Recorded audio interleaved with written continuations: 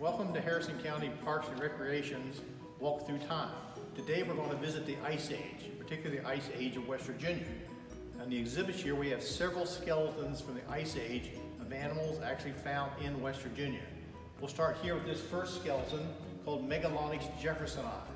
The significance of Megalonyx jeffersoni is actually designated as the state fossil of West Virginia, named after Thomas Jefferson.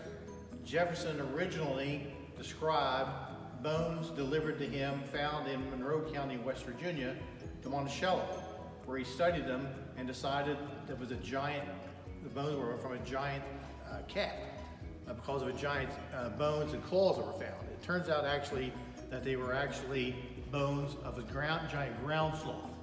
And so it's designated as the state fossil of West Virginia, this entire skeleton. And we found mostly in West Virginia some of the arm bones and some of the hand bones and some of the claws.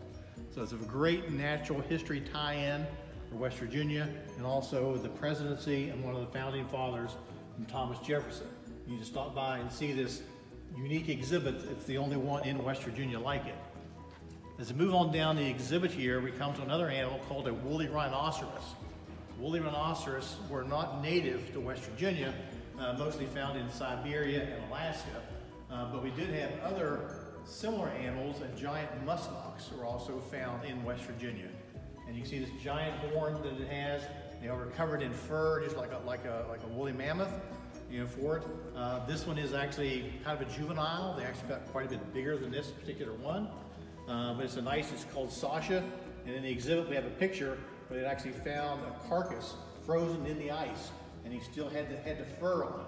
So that's a really neat thing to see here at the Harrison Parks exhibit. Behind it, we have another animal called a Smilodon, Smilodon fatalis, better known as a saber-toothed cat.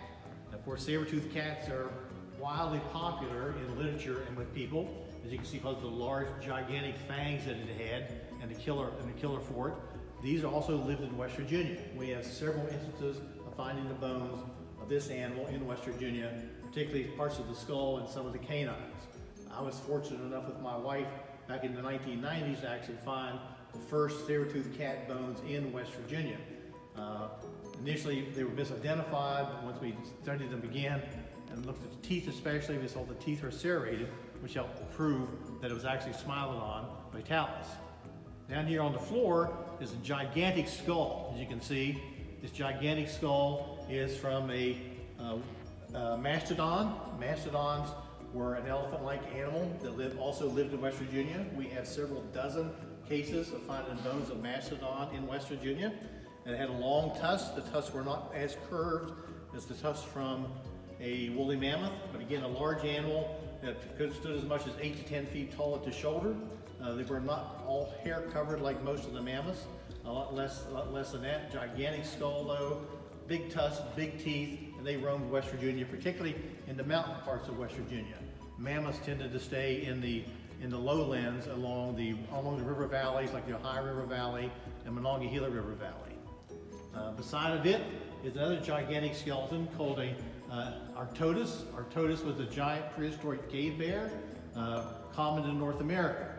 They were not, another cave bear was also common in Europe. This is the North American cave bear, and standing on its hind legs, it's more than 10 feet tall, quite massive. It has really long arms, probably a fast running bear, actually nearly 6 feet tall at the shoulders when it was on all fours. Another great piece. We have found a few pieces of teeth of Arctodus in West Virginia Ice Age creatures also. One last one down here is a giant beaver. Beside it, there's another beaver skull there, the white one. That's a modern beaver, the size. The Ice Age beaver, right there beside of it, is how big beavers were back during the Ice Age, during the Pleistocene time period. They were up to 500 pounds. So they're quite large beavers and would make a nice pelt. We don't really know if they were dam builders or not and how much they chiseled on trees, but they were still very close relative to beavers. So come on down and continue to watch the videos about the next adventure we have here at Harrison Parks.